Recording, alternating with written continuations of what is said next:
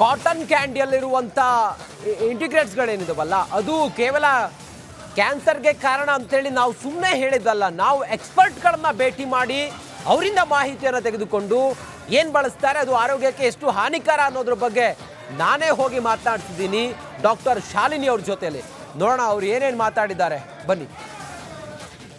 ಬಾಂಬೆ ಮಿಠಾಯಿ, cotton candy ಎಷ್ಟು ಆರೋಗ್ಯಕ್ಕೆ ಮಾರಕ, ಈ ಕಾಟನ್ ಕ್ಯಾಂಡಿಯಲ್ಲಿ ಬಳಸುವಂಥ ಇಂಗ್ರೀಡಿಯೆಂಟ್ಸ್ ಏನು, ಇದೆಲ್ಲದ್ರ ಕುರಿತಾಗಿ ನಾವು ಮಾತಾಡೋಣ. ನನ್ನ ಜೊತೆಯಲ್ಲಿ ತಜ್ಞರು ಡಾಕ್ಟರ್ ಶಾಲಿನಿ ಮೇಡಮ್ ಇದ್ದಾರೆ. ಬಾಂಬೆ ಮಿಠಾಯಿ ಇದರಲ್ಲಿ ಏನು ಬಳಸ್ತಾರೆ ಮೇಡಮ್?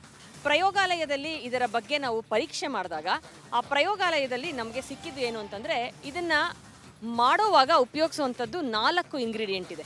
ಅದೇನು ಅಂದರೆ ಶುಗರ್ ಅಂದರೆ ಸಕ್ಕರೆ, ಕಾರ್ನ್ ಸಿರಪ್ ಅಂತ ಏನು ಹೇಳ್ತೀವಿ, ಜೋಳದ ಸಿರಪ್ ಅದು, ಮತ್ತು ಫುಡ್ ಕಲರಿಂಗ್ ಏಜೆಂಟು, ಅದರ ಜೊತೆಯಲ್ಲಿ ಈ ರೋಡಮೈನ್ ಬಿ ಅನ್ನೋಂಥ ಒಂದು ರಾಸಾಯನಿಕ ಅಂಶ. ಈ ರಾಸಾಯನಿಕ ಅಂಶದಿಂದಲೇ ನಮಗೀಗ ತೊಂದರೆ ಪ್ರಾರಂಭ ಆಗಿರೋದು. ಈ ರೋಡಮೈನ್ ಬಿ ಅನ್ನೋದು ನಮ್ಮ ದೇಹದಲ್ಲಿ ಒಳಗೆ ಹೋದಾಗ ಕರಗಲ್ಲ.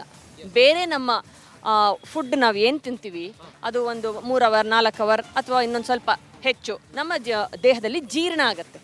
ಜೀರ್ಣ ಆದಾಗ ನಮಗೆ ಸುಲಭವಾಗಿ ಎಲ್ಲ ಪೌಷ್ಟಿಕಾಂಶಗಳು ನಮ್ಮ ದೇಹಕ್ಕೆ ಸೇರ್ಕೊಳ್ಳುತ್ತೆ. ಆದರೆ ಈ ರೋಡಮೈನ್ ಬಿ ಏನಾಗುತ್ತೆ, ನಮ್ಮ ದೇಹದ ಒಳಗೆ ಹೋದಾಗ ಅದು ಸುಲಭವಾಗಿ ಕರಗೋದಿಲ್ಲ. ಗಂಟೆಗಟ್ಟಲೆ ಅದು ನಮ್ಮ ದೇಹದಲ್ಲಿ ಯಾವ ರೀತಿ ನಾವು ಕನ್ಸ್ಯೂಮ್ ಮಾಡಿರ್ತೀವೋ ಅದೇ ರೀತಿ ಇರುತ್ತೆ.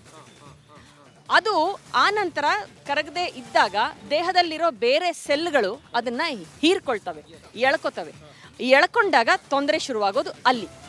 ಅದು ದೇಹದ ಲಿವರ್ ಮತ್ತು ಕಿಡ್ನಿ ಎರಡಕ್ಕೂ ಬಹಳಷ್ಟು ತೊಂದರೆಗಳನ್ನು ಕೊಡೋದನ್ನು ನೋಡಿರಬಹುದು.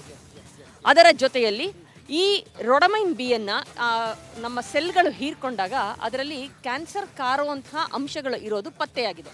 ಸೊ ಹಾಗಾಗಿ ಇದನ್ನು ಬಹಳಷ್ಟು ದಿನಗಳವರೆಗೆ ತಿಂತಾ ಇದ್ದರೆ ನಮ್ಮ ದೇಹದಲ್ಲಿ ಕ್ಯಾನ್ಸರ್ ಪ್ರಾರಂಭ ಆಗುವಂಥ ಸಂಭವಗಳು ಬಹಳ ಬಹಳ ಬಹಳ ಹೆಚ್ಚು. ಸ್ಲೋ ಪಾಯ್ಸನ್ ಅಂತ ಹೇಳ್ತೀವಿ. ಈ ರೋಡಮೈನ್ ಬಿ ಅನ್ನೋದು ಸ್ಲೋ ಪಾಯ್ಸನ್. ಹೌದು, ಸ್ಲೋ ಪಾಯ್ಸನ್. ನೀವು ಒಂದು ಕ್ಯಾಂಡಿ ಒಂದು ದಿನ ತಿನ್ಬೋದು, ಒಂದು ದಿನ ಒಂದು ಕ್ಯಾಂಡಿ ಅಥವಾ ಒಂದು ದಿನ 2 ಕ್ಯಾಂಡಿ. ಅಥವಾ ಈ ಮಕ್ಕಳೇನು ಮಾಡ್ತಾರೆ, ಈ ಬರ್ತ್ಡೇ ಅಲ್ಲಿ ಇಲ್ಲಿ ಹೋದಾಗ ಒಂದು ದಿವಸನೇ 4-5 ಕ್ಯಾಂಡಿ ಒಟ್ಟಿಗೆ ತಿನ್ಬಿಡ್ತಾರೆ. ಅಲ್ಲಿರುತ್ತೆ, ಟೆಂಪ್ಟ್ ಆಗುತ್ತೆ ಮಕ್ಕಳಿಗೆ, ನೋಡಿ ನೋಡಿ ಇನ್ನೊಂದು ಕೊಡಿ ಅಂತ. ಅದಕ್ಕೇನು ದುಡ್ಡು ಕಾಸು ಕೊಡೋಂಗಿಲ್ಲ, ಯಾಕಂದರೆ ಬರ್ತ್ಡೇ ಪಾರ್ಟಿಲಿ ಇಟ್ಟಿರ್ತಾರೆ. ಸೊ ತಿಂತಾ ಇರ್ತಾರೆ. ಹಾಗೆ ತಿಂದಾಗ ಏನಾಗುತ್ತೆ, ತುಂಬ ಅಂಶ ಒಳಗೆ ಹೋದಾಗ ಅಕ್ಯೂಟ್ ಪಾಯ್ಸನಿಂಗ್ ಅಂತ ನಾವು ಕರಿತೀವಿ. ಅಂದರೆ ಅದು ವಿಷಕಾರಿಯಾಗಿ ನಮ್ಮ ದೇಹದಲ್ಲಿ ಪರಿಣಾಮ ಬೀರುತ್ತೆ. ವಿಷದ ಅಂಶಗಳನ್ನು ಆಚೆ ಕಾರುತ್ತೆ ಅದು. ಸೊ ಹಾಗಾಗಿ ಈ ರೋಡಮೈನ್ ಬಿ ಇರೋವಂಥ ಈ ಕಾಟನ್ ಕ್ಯಾಂಡಿ ನಿಜಕ್ಕೂ ನಮ್ಮ ದೇಹಕ್ಕೆ ಬಹಳಷ್ಟು ಅಪಾಯವನ್ನು ತಂದೊಡ್ಡುವಂಥ ಸಂದರ್ಭ ಬಹಳನೇ ಹೆಚ್ಚು.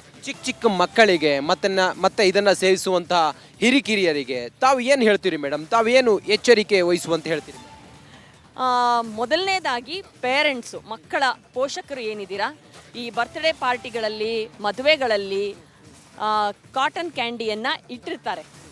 ದಯವಿಟ್ಟು ನಿಮ್ಮ ಮಕ್ಕಳಿಗೆ ಈ ಕಾಟನ್ ಕ್ಯಾಂಡಿನ ಜಾತ್ರೆ ಆಗಿರಬಹುದು, ಮದುವೆ ಮನೆ ಆಗಿರಬಹುದು, ಯಾವುದೋ ಒಂದು ದೇವಸ್ಥಾನದ ಫಂಕ್ಷನ್ ಆಗಿರ್ಬೋದು, ಊರ ಹಬ್ಬ, ಎಸ್ಪೆಷಲಿ ಈಗ ಇನ್ನು ಬೇಸಿಗೆ ಶುರುವಾಗ್ತಾ ಇದೆ, ಎಲ್ಲ ಕಡೆ ಊರ ಹಬ್ಬಗಳು ಪ್ರಾರಂಭ ಆಗುತ್ತೆ. ಊರ ಹಬ್ಬಗಳು ಜಾತ್ರೆಗಳಲ್ಲಿ ಈ cotton candy must and should ಇದ್ದೇ ಇರುತ್ತೆ. ಸೊ ದಯವಿಟ್ಟು ನಿಮ್ಮ ಮಕ್ಕಳಿಗೆ ಇದನ್ನು ಕೊಡಿಸ್ಬೇಡಿ, ಇದನ್ನು ಅವಾಯ್ಡ್ ಮಾಡಿ. ಮಕ್ಕಳಿಗೆ ಬುದ್ಧಿ ಹೇಳಿ, ಅವರು ತಿಳ್ಕೊತಾರೆ. ಮೊದಲನೇದಾಗಿ ನಾವು ದೊಡ್ಡವರು ಬೇಡ ಅಂತ ನಿಲ್ಲಿಸಬೇಕು. ನಾವು ಅದನ್ನು ತಿನ್ನಲ್ಲ ಅಂತಂದರೆ ಅವಾಗ ನಮ್ಮ ಮಕ್ಕಳು ಸಹ ಅದನ್ನು ತಿನ್ನೋದಿಲ್ಲ. ಕಾಟನ್ ಕ್ಯಾಂಡಿಯನ್ನು ಹೇಗೆ ಮಾಡ್ತಾರೆ ಮತ್ತು ಅದನ್ನು ಮ್ಯಾನುಫ್ಯಾಕ್ಚರ್ ಮಾಡೋದು ಹೇಗೆ, ಎಷ್ಟು ಹೈಜಿನಿಕ್ ಆಗಿ ಮಾಡ್ತಾರೆ, ಇದೆಲ್ಲವನ್ನು ಕೂಡ ರಿಪಬ್ಲಿಕ್ ಕನ್ನಡ ನಿಮ್ಮ ಮುಂದೆ ತಿಳಿಸುವಂಥ ಪ್ರಯತ್ನ ಮಾಡುತ್ತೆ. ಕ್ಯಾಮ್ರಾ ಪರ್ಸನ್ ಶಿವು ಜೊತೆ ನಾನು Ranjith Shiriyar. Thank you madam once again. ನಾನು ರಂಜಿತ್ ಶಿರಿಯಾರ್, ರಿಪಬ್ಲಿಕ್ ಕನ್ನಡ, ಬೆಂಗಳೂರು.